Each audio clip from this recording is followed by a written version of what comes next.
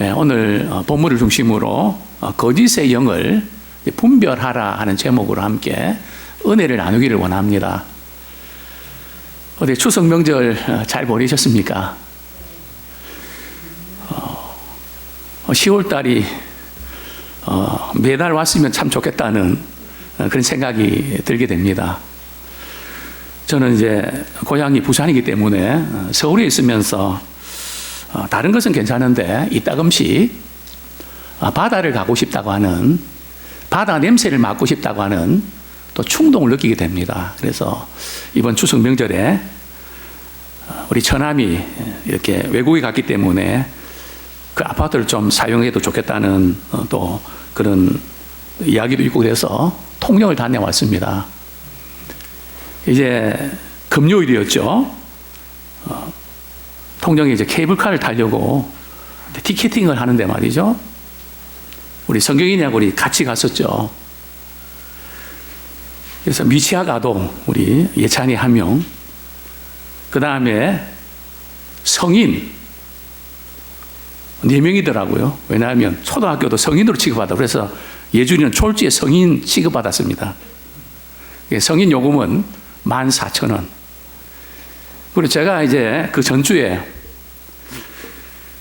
참 슬프면서도 기쁜 카드를 하나 받았습니다. 전철 공짜로 타는 경로 우대절 그거 받고 이거 울어야 되나 기뻐야 되냐 참 기분이 묘했습니다. 그래서 티켓팅 하면서 경로 우대권을 내밀면서 경로 한 사람입니다. 근데 그 티켓팅 하는 분이 그렇게 물어보더라고요. 몇 년생입니까? 그래서 55년생입니다. 또 한 번 더 묻더라고요. 생일은 몇 월 달입니까? 10월 달입니다. 그때가 10월 1일이었거든요.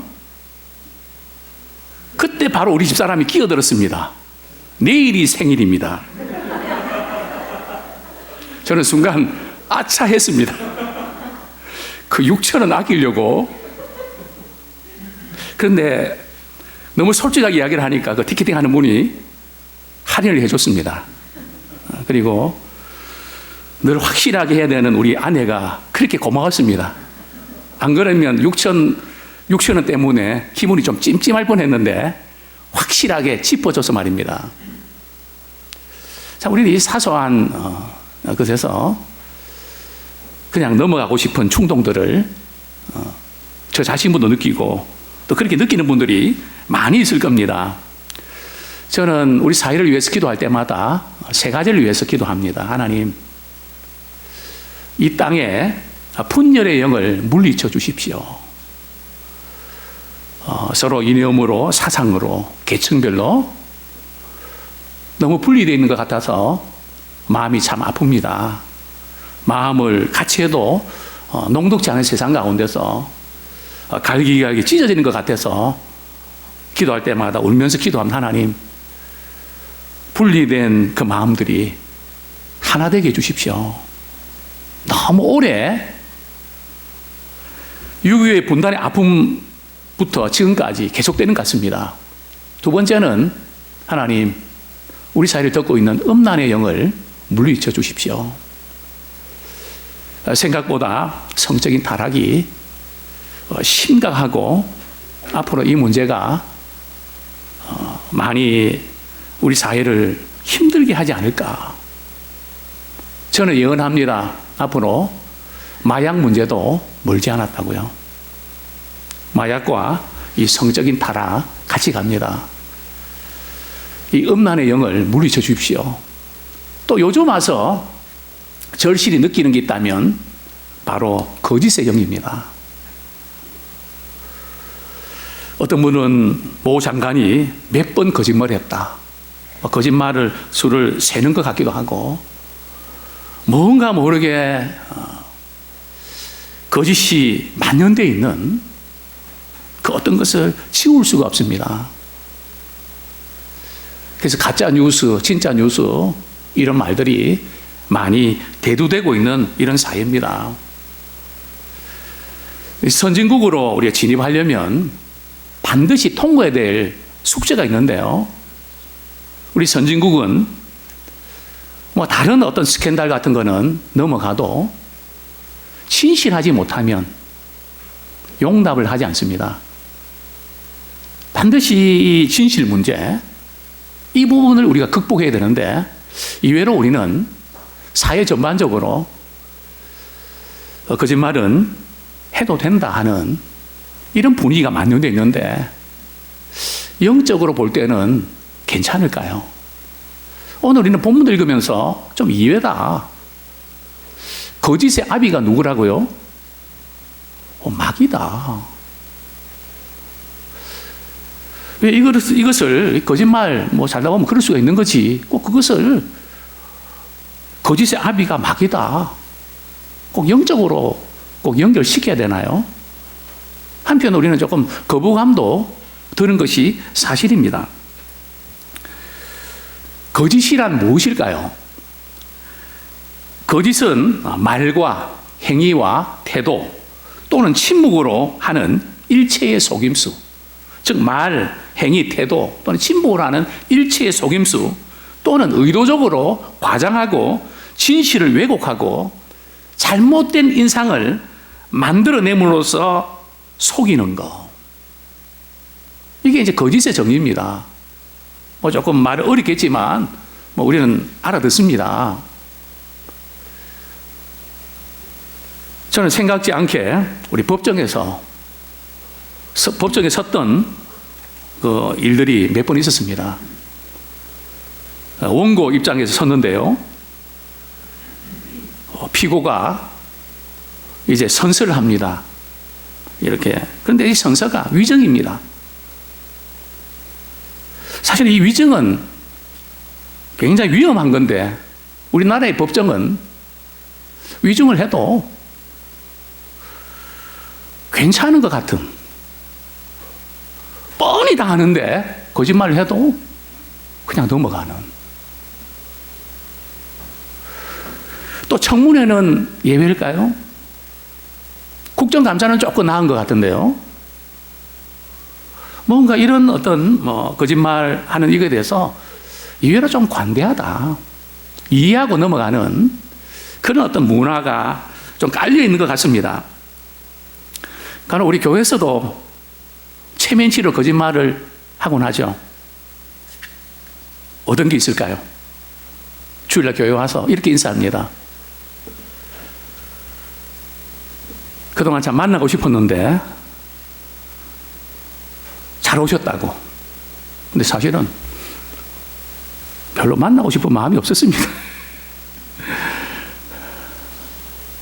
그래서 우리는 인자치레로 참 만나고 싶었는데 정말 보고 싶었다 하지만 사실은 별로 보고 싶은 마음 가질 시간도 없었습니다. 그러나 되게 보고 싶었다고 말을 합니다. 집사님 위해서 저는 기도하고 있습니다. 기도해 본 적도 없으면서 또 기도할게요. 이런 말을 쉽게 하곤 합니다. 우리는 자신도 모르게 우리 체면치레로 거짓말을 하는 것이 습관처럼 이렇게 되고 있음을 보게 됩니다. 그러나 이 모든 현상들이 하나의 문화고 전통이고 그런 것만으로 받아들이기에는 사실은 심각합니다. 자, 왜냐하면 우리 마태복음 24장 11절에 보면 이 마지막 시대가 되면 거짓 선지자가 많이 나타나서 많은 사람을 미혹할 것을 말씀하고 있습니다. 거짓 선지자가 많이 일어나 많은 사람을 미혹하겠으며, 목회자들 가운데도 거짓 선지자들이 많이 나타나서, 이단들이 많이 나타나서 믿음을 흔들고 시험에 들게 만드는 그런 일이 많이 일어날 거다. 그 앞에 거짓이란 단어, 거짓말로 많이 미혹시킬 거다. 예수님이 말씀하시기 때문입니다. 또 우리는 이단에 빠진 사람들을 우리가 볼 때 우리 안타까워합니다. 참 아무개는 정말 믿음 생활 잘하고 싶었고 공부도 많이 했고 머리도 있고 학벌도 있고 똑똑한데 왜 그렇게 이단에 빠질까? 도저히 우리는 이해가 안 됩니다. 어떻게 그렇게 될 수가 있을까? 우리 그렇게 말하죠. 얼굴에 뭐가 씌어서 그렇다고. 참 표현이 재밌는 표현입니다. 그죠? 뭐가 씌어서 그렇다고. 뭐가 씌었습니까? 그게 영적인 어떤 부분이 있다는 것을 우리는 암암리에 인정하는 거죠. 또 저는 묻고 싶습니다. 사람들은 진실을 잘 믿을까요? 거짓을 잘 믿을까요? 어떻습니까?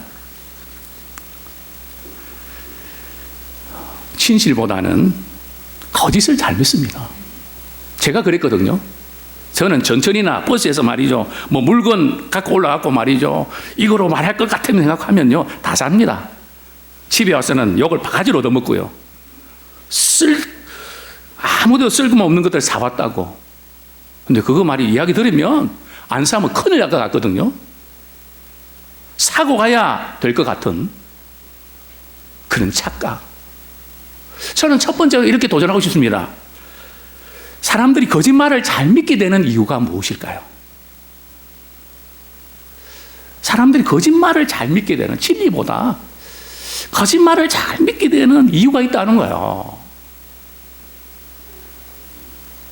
성경은 이렇게 말씀합니다. 데살로니가 후서 2장 11절 12절.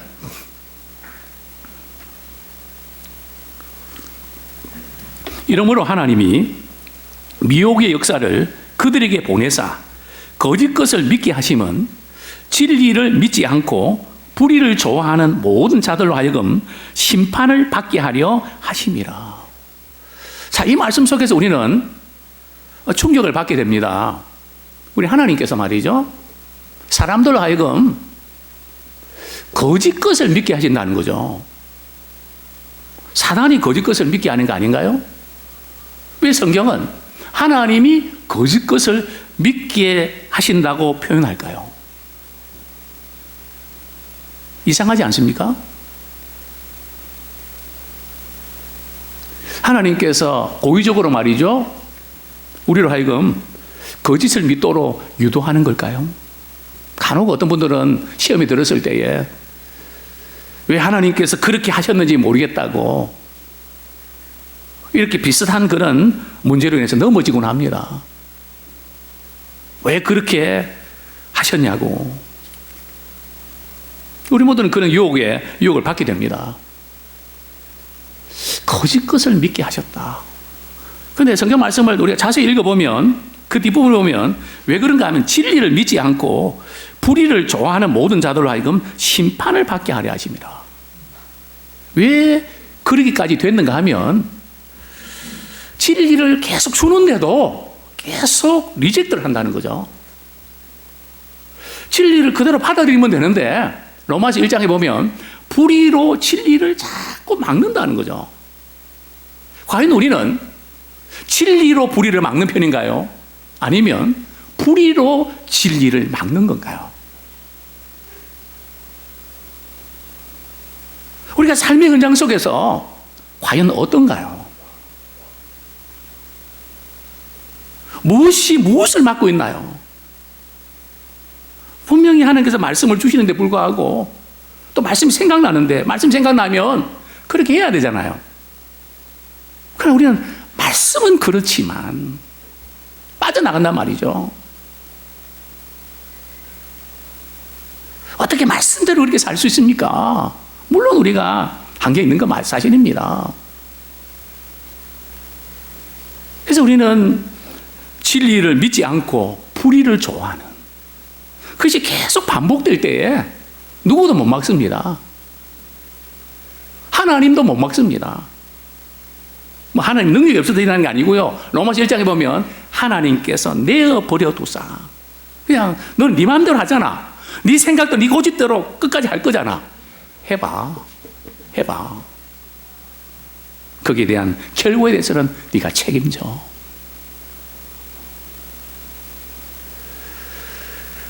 거짓 것을 믿게 하셨다는 이 말씀의 이 의미, 우리 하나님은 진리이신데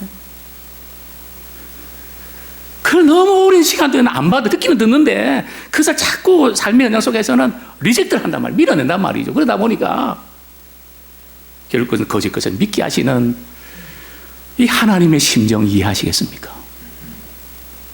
부모가 자식이 바르게 살기를 그렇게 원하고 답은 있는데 답을 피해가고 있을 때 그 부모의 심정을 아십니까?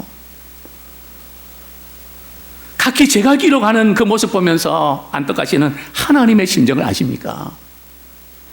그래서 우리는 죄성이 있어서 자꾸 거짓 것을 믿게 하는, 그래서 마지막에 심판으로 그 책임을 묻겠다고 말씀하십니다. 사람들은 이상하게도 거짓말을 잘 믿으려고 합니다. 거짓말도 사이즈가 있다는 거 아십니까? 작은 거짓말을 잘 믿을까요? 큰 거짓말을 잘 믿을까요?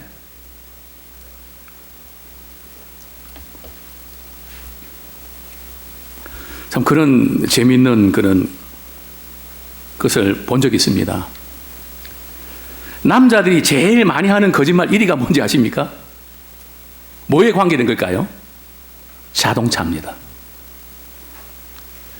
여자들이 제일 거짓말 많이 하는 1위가 뭔지 아세요? 몸무게입니다. 집에서 매일 몸무게 재면서 꼭 1kg 빼고 이야기합니다. 1kg를 늘려서 이야기하는 분들은 별로 없다고 그럽니다. 꼭 1kg 말이죠. 꼭 힘을 조금 주면 몇백 그램 더 나오기도 하고 덜 나오기도 하거든요. 그게 꼭 1kg를 뺀다는 거죠. 그래서 우리는 작은 것에 우리는 유혹을 받는데, 우리는 죄성이기 때문에 에덴 동산에서부터 거짓말이 넘어갔습니다. 에덴 동산에서 하와가 선악을 알게 하는 나무를 이렇게 늘 바라보면서 따먹고 싶었던 것 같습니다. 그러니까 사단이 뱀의 모양으로 나타나서 유혹하죠. 하와는 남편을 통해서 그 그 동산 중앙에 있는 선악을 알게 하는 나무를 따먹으면 정령 죽는다는 이야기를 들었습니다. 다른 과실들은 다 따먹어도 괜찮아. 그러나 그것만큼은 따먹지 마. 창조와 피조물을 구분하는 경계선이야. 단순히 먹는 문제가 아니라고. 그건 먹으면 안 된다. 남편이 강조해서 이야기했을 것입니다. 하와는 알고 있습니다. 그래도 따먹고 싶었습니다. 이 약점을 알고 사단이 하와를 유혹합니다. 선악을 알게 하는 나무의 과실을 따먹으면 안 죽어. 안 죽는 것뿐만 아니라 따먹으면 뭐같이 된다고요? 하나님 같이 돼. 눈이 밝아져 갖고 하나님 같이 된다고. 이렇게 이야기할 때에 하와는 어떤 반응을 보였을까요? 아니, 우리라면 어떤 반응을 보였을까요? 사단의 이 거짓말을 받아들였을까요? 하나의 말씀을 받아들였을까요? 아니, 우리 삶의 현장에서는 지금 우리가 어떻게 하고 있나요?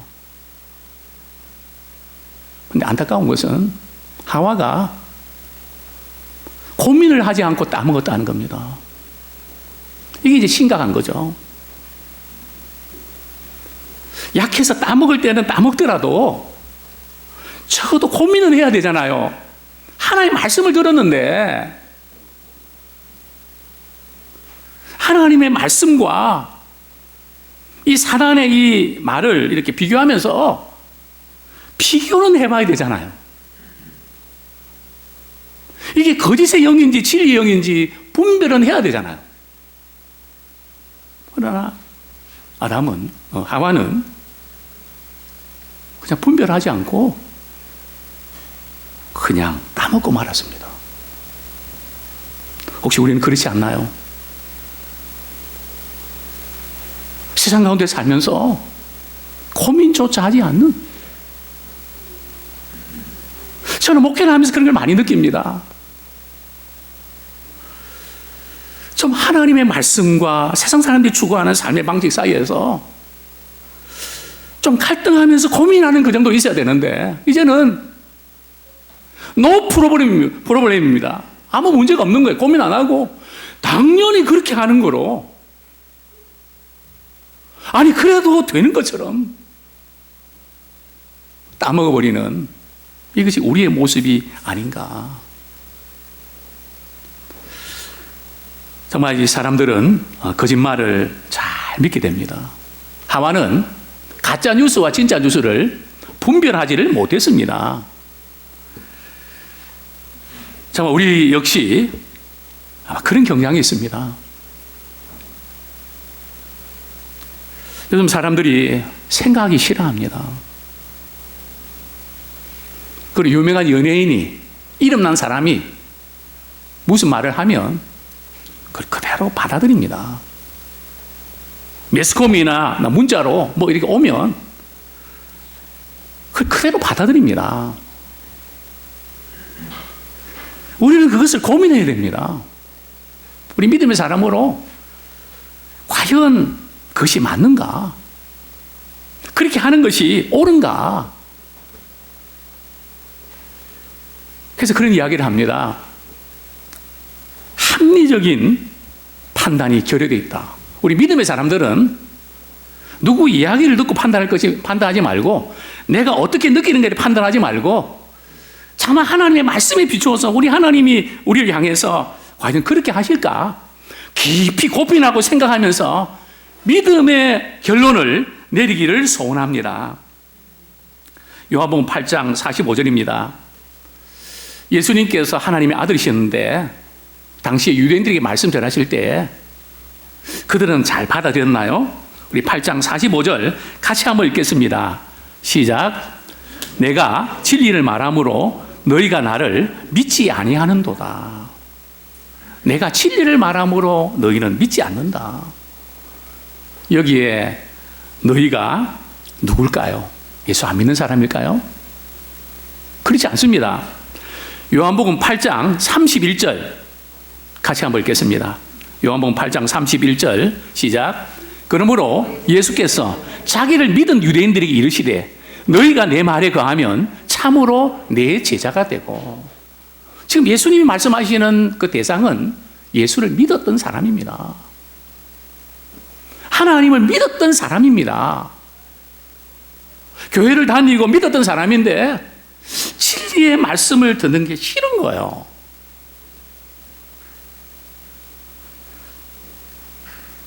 예수님께서 내 말에 거하면 참으로 내 제자가 된다. 그런데 진리의 말씀을 듣긴 듣는데 말이죠, 그 말씀이 우리 속에 거하는 것, 둥지를 치는 것, 그 말씀이 우리 속에 뿌리를 내리는 거, 그거 싫다는 거예요. 나는 듣는 거로 흘려보내는 것을 원하지, 그 말씀이 우리 속에 거하는 거, 나는 그것이 싫습니다.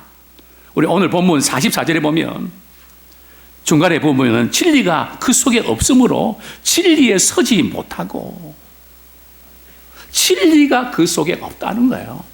목회자도 직분자도 여기 진리는 예수 그리스도입니다. 그분의 말씀입니다.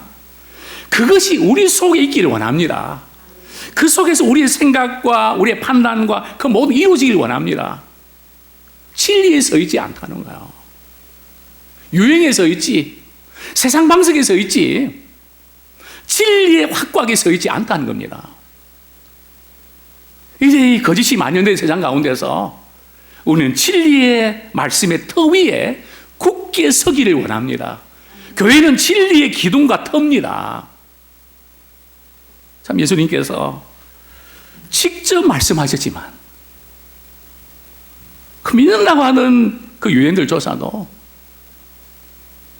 믿지 않는, 물론 자기들이 볼 때는 믿는다고 하지만 예수님 보실 때는 그게 믿는 게 아니라는 겁니다. 이게 문제죠. 내가 믿는 것과 주님이 보실 때에 믿음의 수준 차이가 있다는 겁니다. 우리는 주님 보실 때에 믿음이 있는 자가 되기를 축원합니다. 우리 잠언 12장 22절에 보면 거짓 입술은 여호와께 미움을 받아도 신실하게 행하는 자는 그가 기뻐하심을 받느니라. 우리는 가정이든 직장이든 교회든 우리 이 사회에서든 우리 하나님은 거짓을 미워하십니다.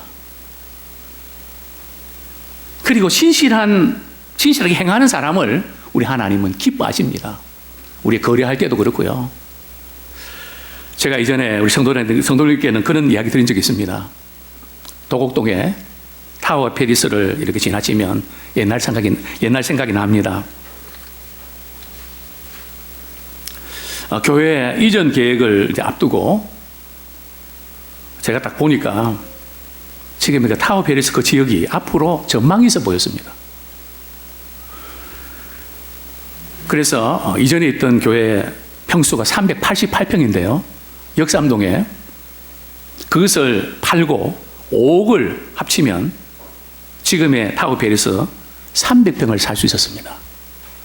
그래서 돈도 마련하고 이제 우리 그때 있었던 그 교회에 사려고 하는 분하고 계약을 하는데 문제가 생겼습니다. 목사님, 다운 계약서를 좀 해주시면 안 될까요? 뭐 세금을 조금 덜 내기 위해서 돈은 그냥 거내는데 서류상으로는 적은 금액으로 상고로 좀 해달라는 거죠.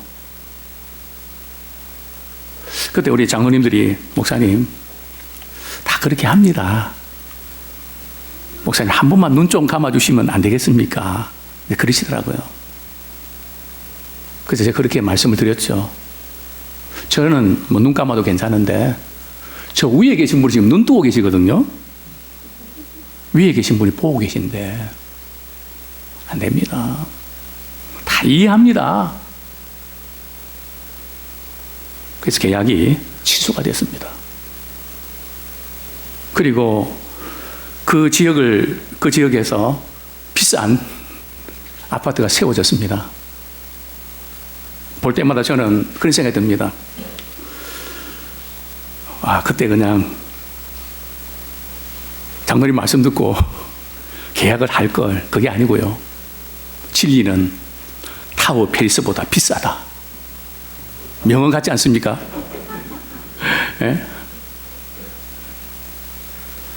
진리는 타워 페리스보다 비쌉니다. 근데 우리 이거 너무 싸게 취급해서 참 인간적으로는 좀 안타까운 그런 면들이 없는 건 아니지만 그러나 지나고 보면 참 잘했다. 참 감사하다. 그렇게 생각을 합니다.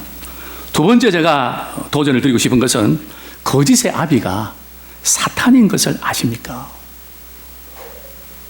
뭐 사람이 누구나 거짓말 할 수 있는데 뭐 4살짜리도 6살짜리도 말이죠. 6살짜리는 1시간마다 2시간마다인가요?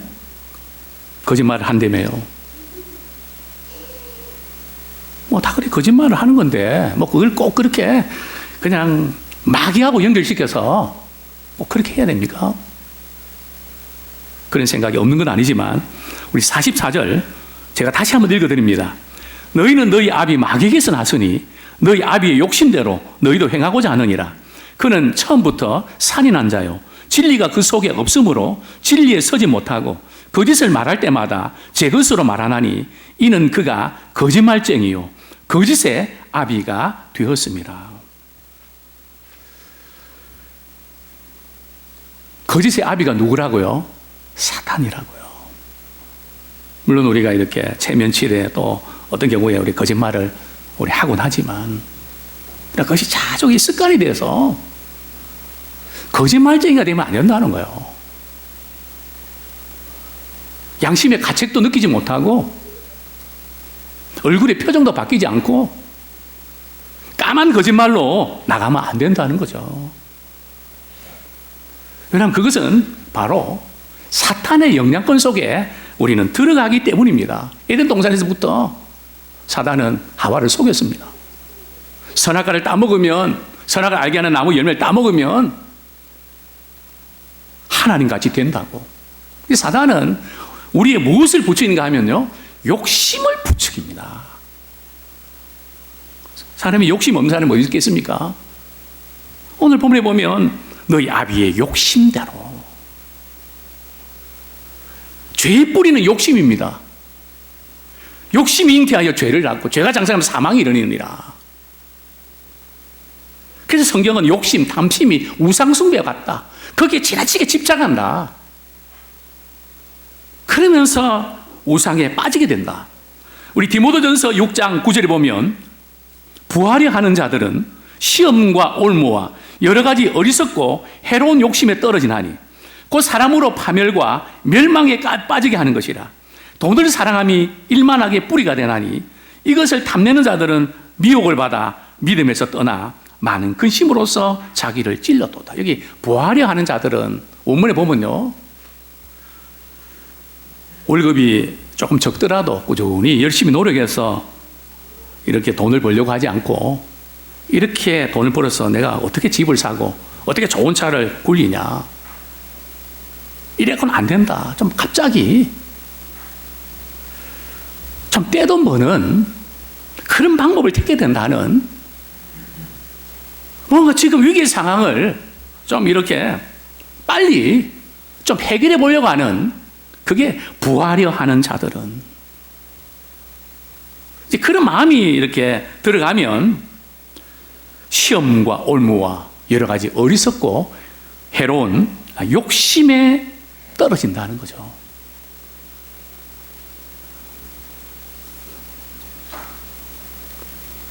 그 욕심 때문에. 제가 아는 교수님 한 분이 하루는 저에게 전화를 주셨습니다. 김 목사, 돈 좀 있어? 저 없는데요. 아니, 그래도 있잖아.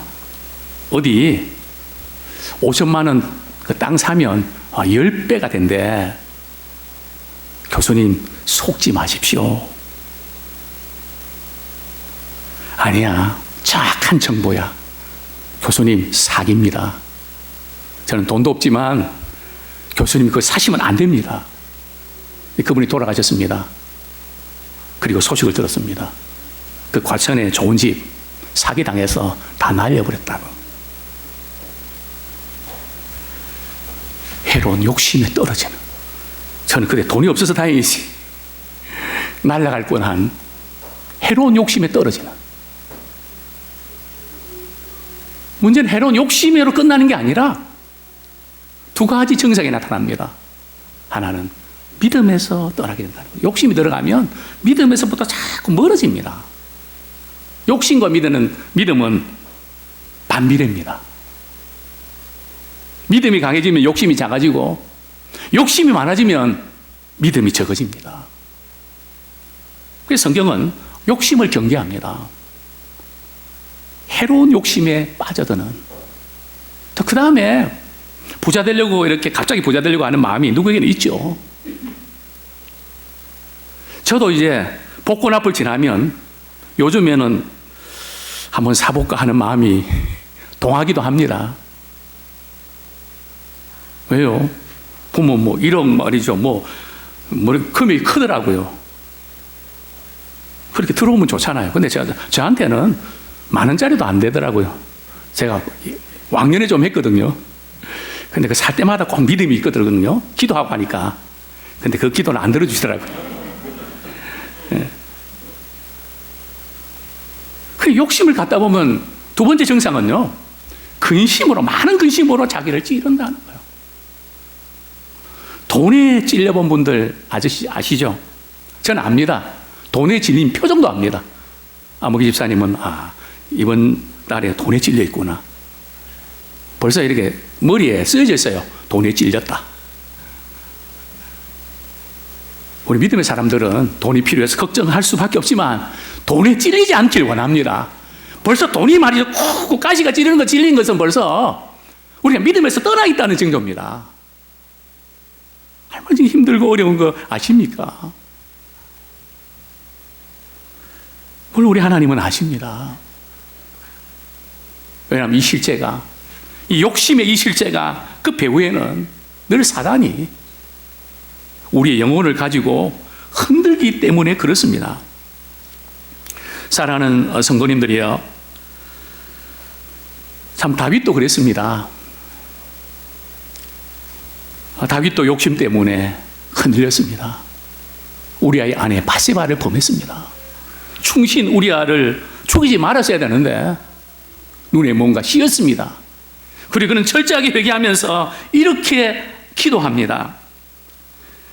하나님이여, 내게 정직한 영을 새롭게 하여 주시옵소서. 정직한 영을 새롭게 해 주십시오. 거짓말은 하면 할수록 늡니다. 과연 우리는 어떻게 거짓말을 하지 않고 살아갈 수 있을까요? 우리 말씀을 정리하겠습니다. 로버트 펠드맨의 연구조사에 의하면 우리는 10분 동안 평균 3.3회의 거짓말을 한다고 합니다. 물론 통계에 의하면 남자가 거짓말을 잘할까요? 여자가 거짓말을 잘할까요? 통계자 다르긴 한데 남자가 더 잘한다고 합니다. 어쨌든 거짓말에 대한 탁월한 책을 쓴 랄프 키저는 어떤 종류의 거짓말은 모든 대화에 3분의 2에 등장한다는 결론을 내렸습니다. 그 대화 가운데 3분의 2는 거짓말이라는 거죠. 그런데 우리가 거짓말을 하게 되는 요인은 두 가지가 있다 그럽니다. 첫 번째는 진실을 말했을 때 무슨 일이 벌어질까 하는 두려움입니다. 우리 사회가 이 부분, 진실을 말했을 때 그 진실을 받아들이고 이렇게 격려하고 딛고 일어날 수 있도록 해주기보다는 잡아버리니까. 그러니까 자꾸 진실을 덮는 거죠. 어떤 분이 이렇게 말합니다. 절대 사람들 앞에서 나는 진실되게 말하지 않을 거야. 왜냐하면 진실되게 말해놓고 말이죠, 창구에 말이죠, 문이 닫혀갖고 불도 끄고 말이죠, 엄청난 고독과 쓰라린 아픔을 가진 사람은 누구도 믿을 놈 없다고. 절대 사람들 앞에서는 내가 진실되게 말 안 하겠다고. 진실되게 말하면 피해를 보고 억울하다고. 참 우리 사회가 좀 이런 어떤 사람이 실수도 할 수 있고 그럴 수 있습니다. 그래서 진실을 이야기할 때 조금 받아들일 수 있는 그런 분위기, 회복할 수 있는 부분이 돼야 되는데 잡아버리니까 그 두려움 때문에 자꾸 덮는단 말이죠. 자, 두 번째로 우리 거짓말하게 되는 이유는 손해보지 않을까. 손해보지 않을까. 우리에게는 그런 두려움이 있습니다. 진실되게 이렇게 말하면 피해보고 손해본다. 나는 진실을 말하기 원하지만 그렇게 할 수 없다. 제가 계속해서 이 거짓말에 대한 책을 준비하면서 그런 책 제목이 있더라고요. 거짓말 그만해. 거짓말 그만해. 우리를 향한 그런 충고와 도전이 아닌가 생각됩니다. 에베소 4장 25절은 이렇게 우리에게 말씀합니다. 우리는 그리스도 안에 서로 지체이기 때문에 거짓을 버리고 각 그 이웃과 더불어 참된 것을 말해야 합니다. 우리는 교회 안에서 우리 삶의 아픈 부분들도 그대로 나눌 수 있기 원합니다. 나누어도 문제가 되지 않기 원합니다. 같이 아파하고 우리 교회 안에서 이 진실된 이 말을 표현하는 또 우리 가정에서도 마찬가지고요. 사실 진실을 말할 때 얻게 되는 것보다 거짓말을 하게 되면 잃는 것이 훨씬 더 많습니다. 진실을 말하면 또 거짓을 말하면 얻는 것과 잃는 것이 있는데요, 거짓을 말하기 때문에 잃는 것이 훨씬 더 많습니다. 우리가 한 줄 삶을 이렇게 돌아보면서 오늘 하루에 몇 번 거짓말했는가, 우리가 세어보고 돌이켜 회개하는 우리가 되기 원합니다. 그래서 오늘 하루는 정말 거짓말하지 않는, 또 거짓말했다면 곧바로 그것을 인정하고 그 자리에서 해결하길 원합니다. 그 말은 진실이 아니었다고. 당장은 실망하고 화를 낼지 모르지만 그것이 우리 다음번에 거짓말하지 않는 것을 고쳐주는 약이 될 것입니다. 아무쪼록 우리 거짓의 영을 분별하는 저와 우리 모두가 되기 원합니다. 다른 데서는 몰라도 우리 믿음의 사람들, 우리 그리스도인의 지체들 간에는 가장 아파하고 가장 기뻐하는 것을 나눌 수 있기 원합니다. 또 그것을 나눌 때에 그것을 정말 사랑으로 잘 받아들이기 원합니다. 그것이 통하기를 원합니다. 또 우리 사회도 좀 그런 부분들이 통용되는, 그래서 우리의 거짓말도 마음껏 드러낼 수 있으면 사회가 되면 좋겠습니다. 지금은 드러내면 큰일 날 것 같은, 그게 두려워서 가만히 있는, 세상 사람들은 그렇게 못하지만 우리 믿음의 사람들은 할 수 있습니다.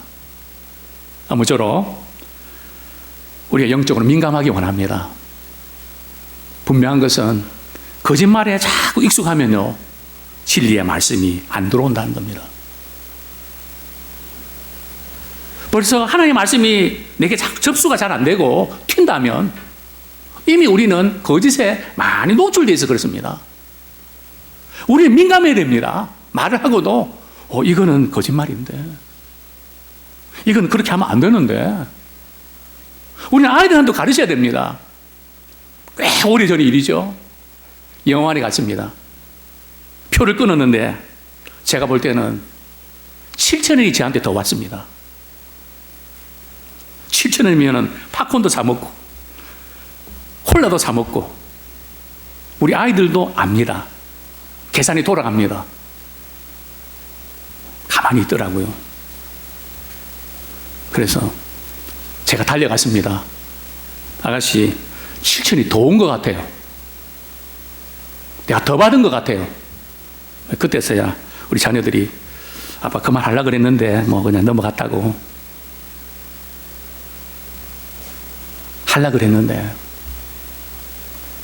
참 우리는 다른 건 몰라도 우리가 부족하지만 주님 앞에서 진실된 자 되기 원합니다. 우리 양심에 민감한 자 되기 원합니다.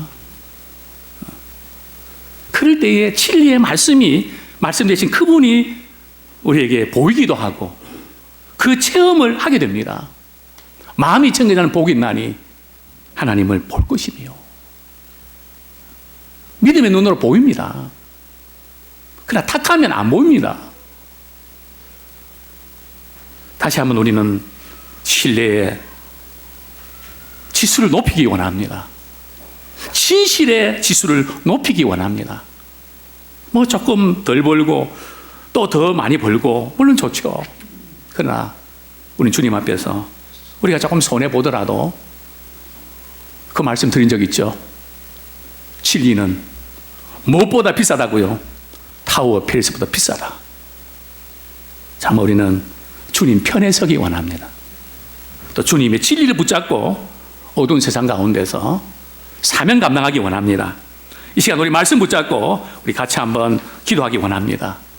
거짓의 세상에 너무 만연되어 있습니다. 당연한 줄로 생각했습니다. 이해했습니다. 거짓의 아비는 마귀라고 했습니다. 영적으로 우리를 흐리게 만들었던 그런 실체가 바로 마귀인 것을 알았습니다. 주여, 이 땅에 거짓의 영이 물리치게 하시고 진리 되신 주님 닮기 원하고 우리가 가는 곳에 진리의 빛이 드러나서, 저는 그렇게 기도합니다. 하나님, 여러 가지 가짜 뉴스가 많은 이 가운데 믿음의 사람들이 양심선을 터뜨리게 없어서, 진리의 빛을 드러내게 없어서, 그래서 이 땅이 바로 나갈 수 있도록 하나님 불쌍히 달라고 기도합니다. 우리 같이 한번 동성으로 기도하겠습니다. 하나님, 부족하고 연약한 저희들을 이처럼 사랑해 주셔서 오늘도 우리 주님을 바라보며 믿음으로 나갑니다. 정말 비록 부족하고 연약한 저희들이지만은 주님 말씀하시면 그대로 반응하고 주님 말씀하시면 그대로 순종하는 그런 그릇이 되기를 원합니다. 너무나 복잡해진 저희들, 거짓으로 만연되어 있는 우리 자신도 모르게 생존을 위하여 이렇게 거짓말할 수밖에 없는 이런 상황 가운데도 아버지 하나님, 우리는 진리의 말씀 앞에서 민감해지기를 원합니다. 거짓과 진리의 영을 분별하는 자 되기 원합니다. 비록 연약합니다. 그러나 진리의 터 위에 굳게 설 수 있도록, 믿음 안에 굳게 설 수 있도록 새로운 한 주의 삶도 승리케 하여 주시옵소서. 예수님의 이름으로 기도드립니다. 아멘. 네, 우리 다 같이 일어나셔서 우리 찬송가 우리 주여 진실하게 하소서.